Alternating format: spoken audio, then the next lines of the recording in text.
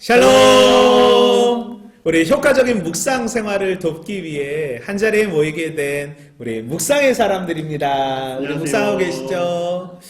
이번 영상은 고린도 전서입니다. 고린도 전서. 바울이 이방인의 사도로서 1차, 2차, 3차 전도 여행을 하게 되어지는데 2차 전도 여행지에서 방문하여 하나님의 복음을 전했던 곳이 고린도 교회이고 3차 전도 여행 에베소에 있으면서 고린도 교회에 문제가 되어지자 쓴 편지가 바로 이 고린도 전서이거든요. 우리 고린도 전서를 묵상하기 위한 방법은 세 가지. 첫 번째, 서신서를 쉽게 이해하고 편지를 이해하기 위해서는 발신자와 수신자를 찾아보세요. 1장 1절에서 3절 안에 발신자가 누구고 수신자가 누구인지 여러분 알 수 있을 것입니다. 두 번째, 고린도 교회에 왜 편지를 썼는지. 편지를 쓸 때에는 의도가 있거든요. 우리 두 가지가 있었습니다. 첫 번째, 바울이 이 글로의 집 사람들로부터 들은 고린도 교회의 문제에 대해서, 두 번째는 고린도 교회가 바울에게 편지를 통해 질문한 것을 답하기 위해 이 고린도 전서가 쓰여졌다라는 것. 특별히 고린도 전서는 윤리적인 문제들이 많이 담겨 있고요. 교회의 문제도 많이 담겨 있으니 실질적인 삶의 우리 지표가 되어질 것 같습니다. 우리 셋째, 고린도 교회의 지리적, 역사적, 문화적, 또 상황적인 면을 이해한다면 왜 문제가 생겨났고 또 어떻게 이해할 수 있는지 많은 도움이 될 것 같습니다.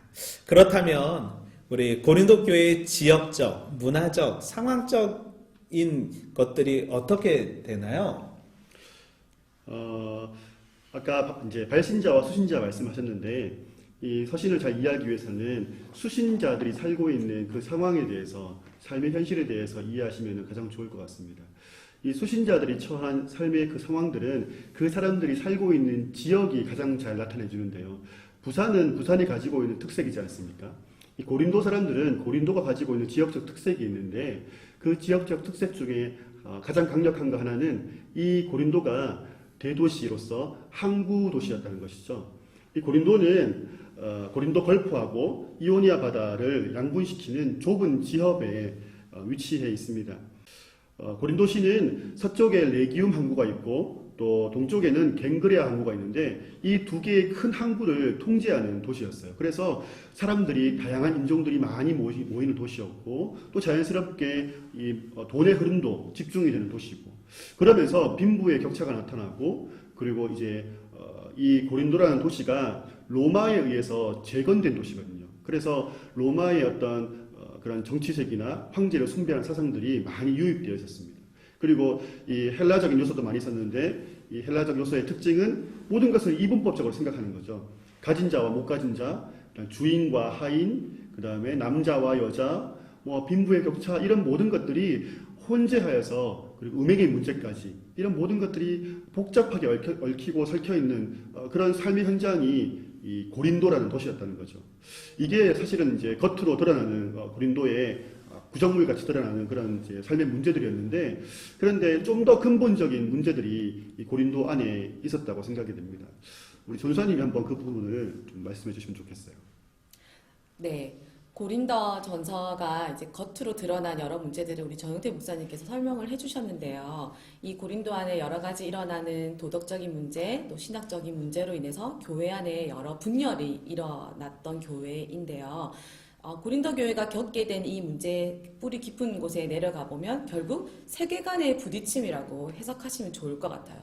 그러니까 고린도 교회가 가지고 있었던 여러 지리적인 또 지형적으로 가지고 있었던 문화적인 그 세속적인 세계관과 교회라는 이 기독교적인 세계관이 서로 부딪히다 보니 이 부딪힘 안에서 일어나는 여러 가지 목소리가 고린도 교회에 일어났던 것 같은데요. 사도 바울은 이 여러 가지 문제들의 가장 깊은 뿌리를 바로 십자가의 도라고 설명하고 있습니다. 다른 말로 하면 예수 그리스도의 부재인데요. 예수님을 향한 지식, 예수님을 향한 마음, 예수님을 향한 믿음, 이런 예수님과 관계된 우리 여러 가지 신앙의 이 전반적인 부분들이 얕을수록 세상의 물결과 세속의 이 흐름과 생각들이 교회 안에 이 파도처럼 밀려 들어올 때 그것을 이렇게 해치고 방어할 수 있는 방어력이 굉장히 약해진다는 거죠. 그래서 골로새서 3장 10절에 보면 바울이 이렇게 얘기하고 있습니다. 새 사람을 입었으니 이는 자기를 창조하신 이의 형상을 따라 지식에까지 새롭게 하심을 입은 자니라. 예수님을 믿는 사람의 첫 번째 변화는 바로 지성인데요. 예전에는 옳고 맞다라고 생각했던 것들이 예수님을 믿음으로 말미암아 틀렸다라고도 여기게 되고 아니다라고도 생각하게 되는데요. 이 고린도 교회 안에는 예수 그리스도 안에 있는 이 지성의 새로움으로부터 시작하는 판단력, 분별력 이런 부분들까지도 아주 약화되어 있었던 것 같아요. 사도 바울이 이 세속적인 세계관을 이기는 힘은 예수 그리스도의 도를 아는 것이고 예수 그리스도의 도로 말미암아 선한 능력을 가지는 것이라고 사도 바울은 우리에게 권면하고 있는데요. 이렇게 세계관의 싸움에 대해서도 고린도 교회가 잘 설명을 해주고 있다면 정철 목사님, 오늘날 우리에게 살고 있는 우리에게도 이 고린도 전서가 주는 메시지가 있을 것 같은데요. 어떤 메시지가 있을까요?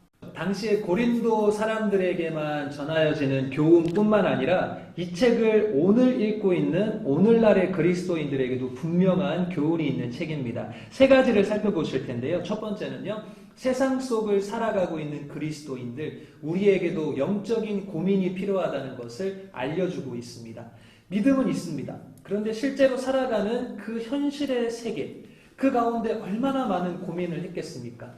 고린도에 있는 교회의 성도들만 그런 고민을 할 것이 아니라 오늘 이 시간 이 대한민국을 살아가고 있는 우리 부산 수영로 교회의 모든 성도들도 이 책을 읽으면서 나도 이 영적인 문제, 세상과의 부딪히는 문제에 대해 고민해 봐야 하겠구나 하는 것을 교훈 삼을 수 있는 책이 고린도 전서인 것입니다. 두 번째 교훈은요, 소극적인 고민으로 끝날 것이 아니라 적극적인 변화를 위해 힘써야 한다는 것을 알려주는 책입니다. 고민만 하고 끝내면 안 되지 않겠습니까? 적극적으로 나서서 하나님의 영광을 위해 내가 변화된 삶을 살겠다 다짐할 수 있는 책인데요. 그 다짐을 불러일으키는 원동력으로 두 가지의 교훈을 제시를 하고 있습니다. 첫 번째, 1장에 제시하고 있는 십자가의 도입니다.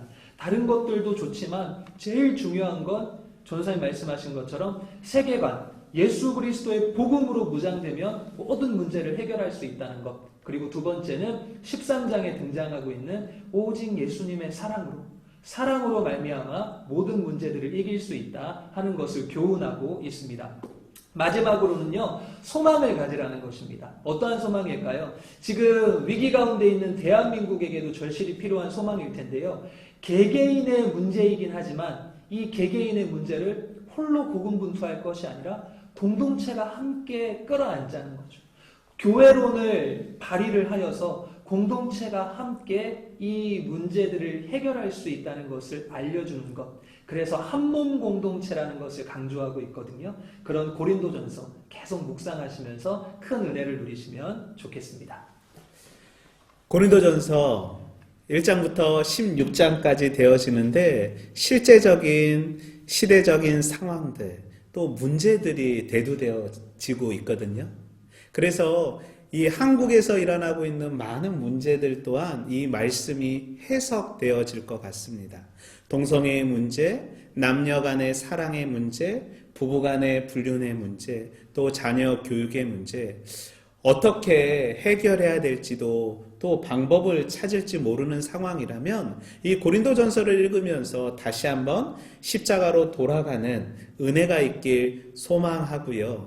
이 고린도전서를 통하여서 하나님을 또 깊이 만나서 시대가 이끌어가는 시대 정신이 아니라 복음이 이끌어가는 예수 그리스도의 정신으로 우리 6월달도 승리하게 응원하고 기도하겠습니다. 우리 6월달도 묵상하세요.